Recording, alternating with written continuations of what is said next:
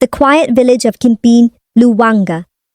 Nestled between rolling hills and thick green forests, lived a man named Mzee Jotham and his only daughter, Nafula. Jotham, a respected elder and deacon in the village church, had raised Nafula alone since her mother passed away during childbirth. He loved his daughter dearly and made sure she never lacked anything. Nafula and her father had an unbreakable bond.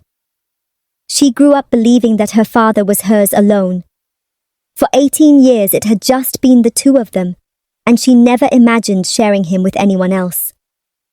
When Nafula gained admission to the Maragoli University, 2 hours away from their village, she was reluctant to leave her father. But Jotham, knowing the importance of education, encouraged her to go, promising to visit often. With a heavy heart, Nafula left for school, where she made new friends and began to enjoy campus life. Months later, during a school break, Nafula returned home, eager to reunite with her father. But as she stepped into their compound, she was met with a shocking sight. A woman standing at the doorway, smiling warmly at her. "Welcome home, dear," the woman said kindly. "I am Mama Achini, your father's companion." Nafula's heart sank.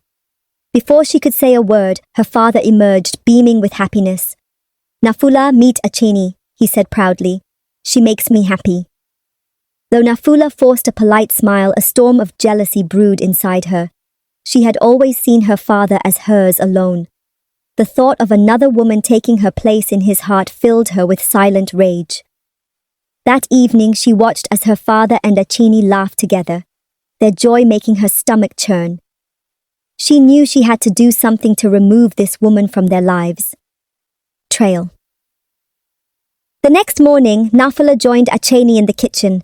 Her father had requested her sweet potatoes and chicken stew, his favorite meal.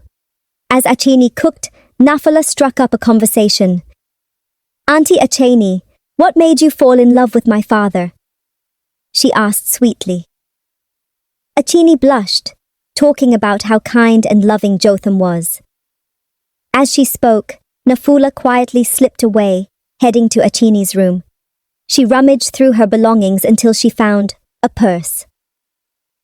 Slipping a few of her father's valuables inside, she carefully placed the purse near the sitting room.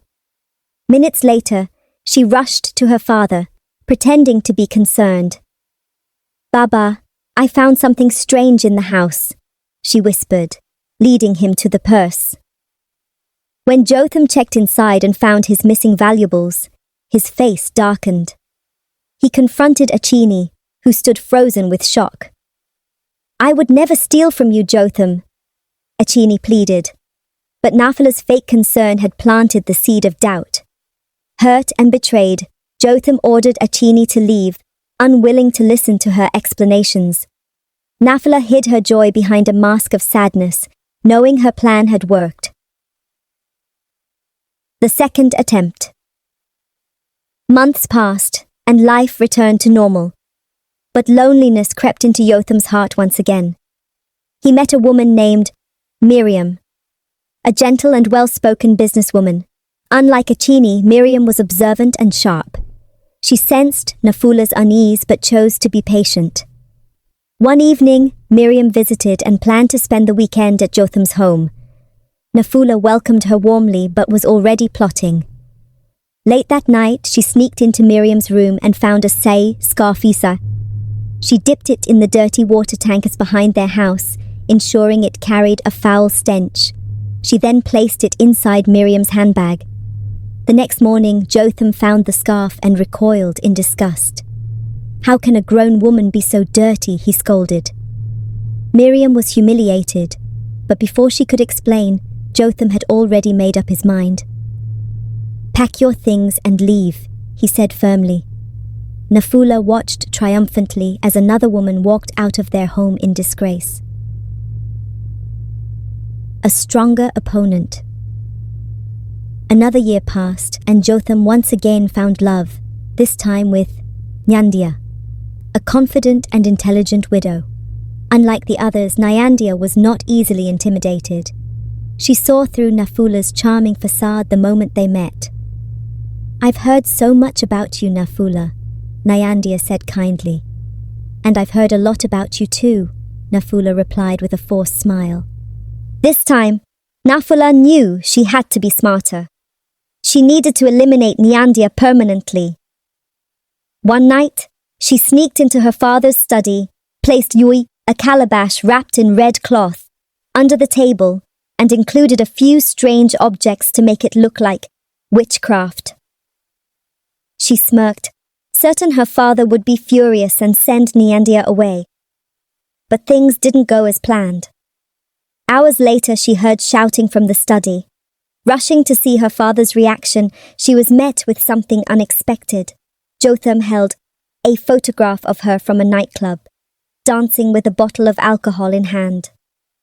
"Is this what you do in university?" he asked, his voice shaking. Nafula's heart pounded.